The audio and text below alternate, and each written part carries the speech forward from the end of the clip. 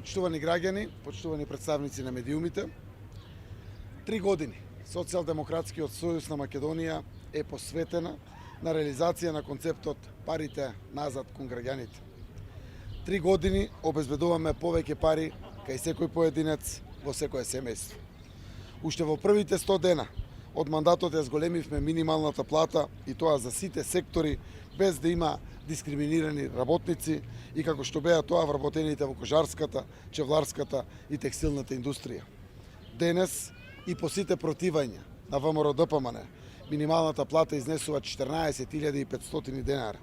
До крајот на новиот мандат ја носиме на 20.000 денари, односно дури за 120% повеќе од минималната плата од 9.000 денари по времето на ВМРО-ДПМН. Во овие 3 години зад нас растеше и просечната плата. Во следниот мандат ќе расте уште повеќе.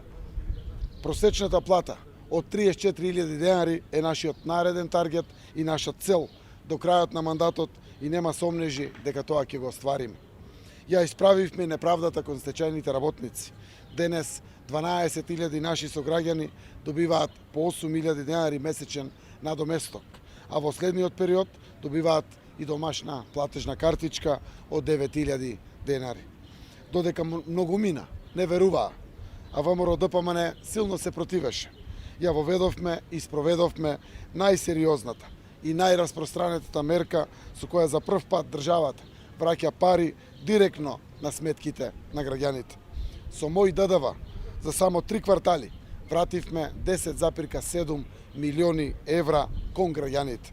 Овој проект продолжува и е уште подобар затоа што лимитот го зголемуваме во периодот пред нас од 600 на 800 денари месечно, односно од 7.200 на 9.600 денари годишно по корисник.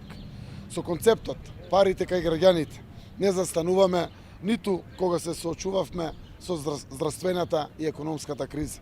Напротив, продолживме уште подинамично да го реализираме овој концепт за враќање на парите кон граѓаните. Уште подобро и уште повеќе.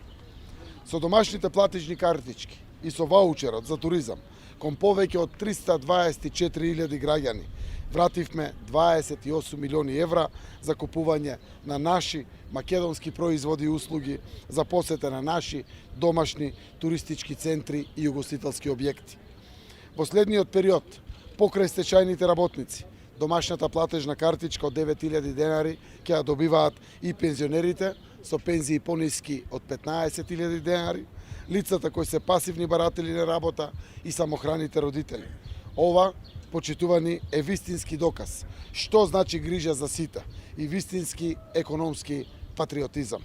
Граѓаните ја гледаат разликата и затоа на 15 јули на целосно здравствено безбедни избори, на гласање со целосна заштита, граѓаните ќе изберат овој концепт да продолжи уште повеќе и уште подобро. На 15 јули граѓаните одбираат да продолжи растот на платите и пензиите, парите да се враќаат во нивните буџети и нема да дозволат обнова на режимот кој ги крадеше нивните пари.